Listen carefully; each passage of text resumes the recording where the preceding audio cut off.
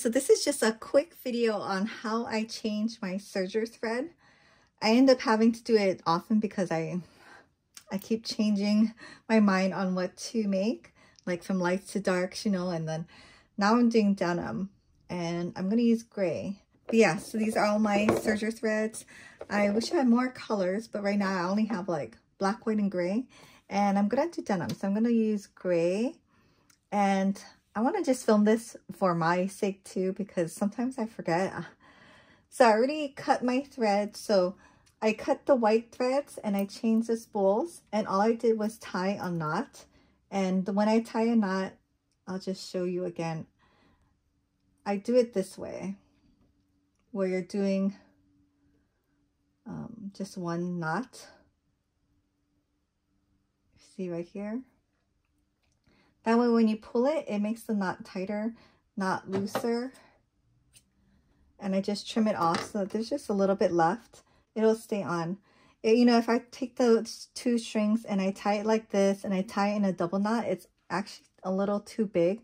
So I prefer this like one knot kind of deal. And I do it for all 4 threads. So your serger may be different. So I have the Juki MO644D. The red and the blue ones work really well. Just tying it and then going through. It's more these two, the needle ones, that I have like a specific thing I do for it, because it doesn't just work by just tying it and then doing the fabric. So I just have some scrap fabric. When you're changing the serger threads, that's a good time to like kind of wipe it down. I usually have a microfiber cloth over here and wipe it down. And I have this little like this old makeup brush that you can see it has collected a lot of lint, but just like little touch-ups, this is what this is good for. It's a synthetic brush. I don't know why, but it really picks up lint and dust really well. So changing from a dark string or thread to a light one, you'd want to like kind of dust it off. I'm actually going from light to dark, so it doesn't matter too much. But you know, just to be good, you can open it up. So it's good to just kind of dust it out, and like it'll just make it easier for you to see your threads and not get lint everywhere. Like it just gets so dusty. So I really love this serger. I haven't really worked with any other ones. So yeah, if you ask me like how you do this with like a brother or a baby lock, I actually wouldn't know. This is the only experience I have with the serger. But I hear they're pretty much the same. So now I'm just going to run it through and I'm going to watch these little knots. So these two, I don't really care too much. It'll end up, you know, coming out. I want to stop serging when these 2 knots get to right here. And I'll show you why.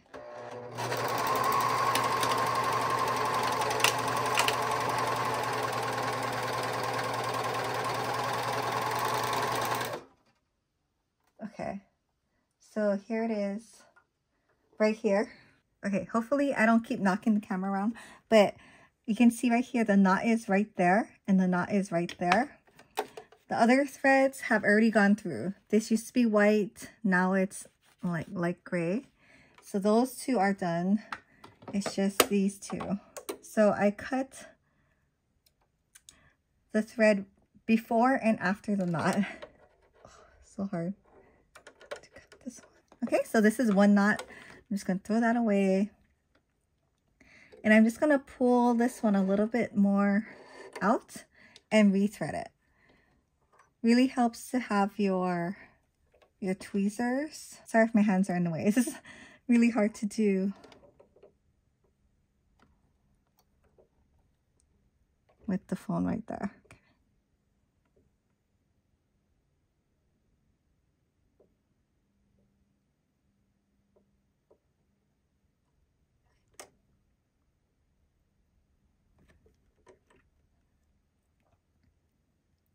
Okay, so just make sure it's going through the right area and that it's, you know, tucked behind everything it needs to be tucked against.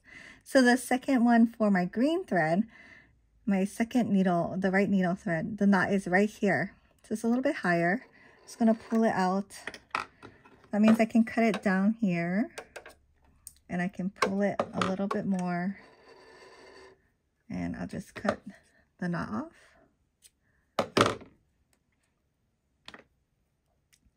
And I'm going to take the thread that's in it right now out.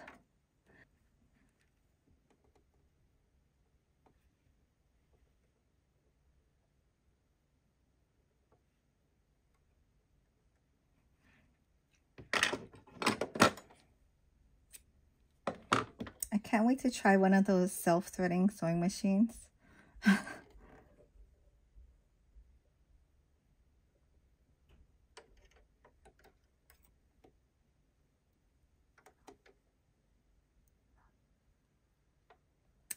Okay, so now I'm going to gently pull the strings a little bit, or you don't want to be too rough. And then I'm going to put the tails or the strings hopefully in the back. Okay.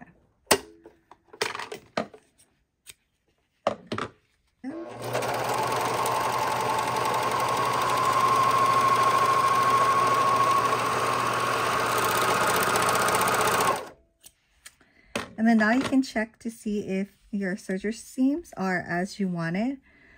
But this has been the best way for me to do it, where I don't have to go ahead and rethread the whole thing. A lot of the times when you make the knot, it'll get stuck in the little needle hole, like that one. And that pulls it and it makes it all messed up inside, especially like with this needle. You can see that side needle right here. The knot somehow, I don't know, mine's always got caught over here, and then it's like a whole mess, and I have to go and rethread this yellow and this green. So yeah, that has been the best way I found to consistently rethread my serger without having to stop for like an hour and rethread the whole thing.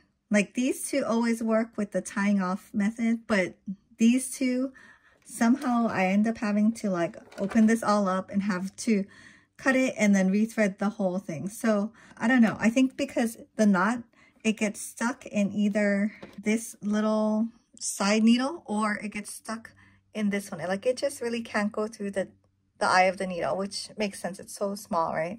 And then it creates a pull, and then everything else kind of gets messed up.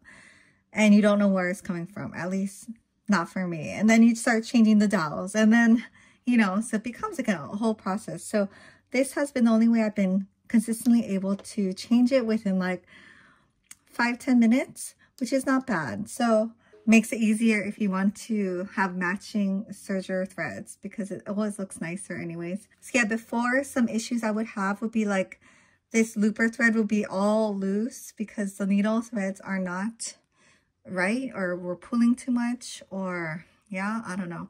And then I would have to adjust the whole thing. So this is how it was before. And as you can see, it didn't change, right? It's still a nice loop. And this is how it was before and then after. So very consistent. So however you had it set up is the same. And yeah, so I've been super happy after I figured this out, and I just wanted to document it so I don't forget myself next time I have to change it. Oh, one last tip. So if you use like the makeup brush to do the lint, you know, gathering or dusting, how you clean it off is you get another piece of fabric.